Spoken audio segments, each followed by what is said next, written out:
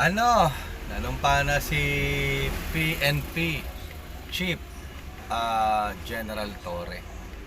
Habang nagkakaroon ng pananumpa kanina, puro mga laughing emojis ang ginagawa ng mga DD shits, garapat at pulgas.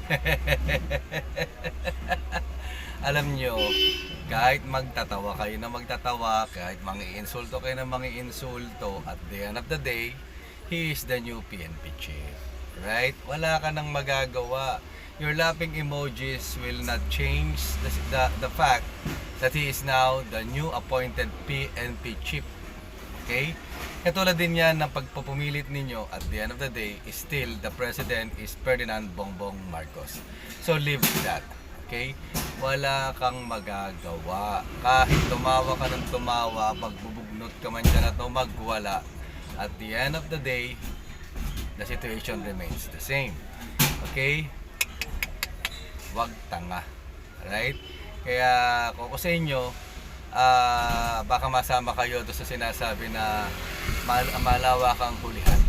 Total yun naman na nararapat. Baka madagdag kayo sa listahan, magtuloy-tuloy ang sitwasyon. Right? So have to go now at meron pa tayong biyahe at yun lang. Congratulations General Torre, no, for your appointment as PNP Chief. And at the end of the day, sabi nga, pagbutihin ng trabaho, job well done sa mga nagawa, at iintayin namin yung sinasabi nila na kailan ko mo kaya makikidnap si Harry Roque pabalik ng Pilipinas. Kidnapping lagi di ba? Diniport, kidnapping ang sinasabi, katulad kay Torre, ay kay Tebes. So it's a nonsense things. Okay? Like and share.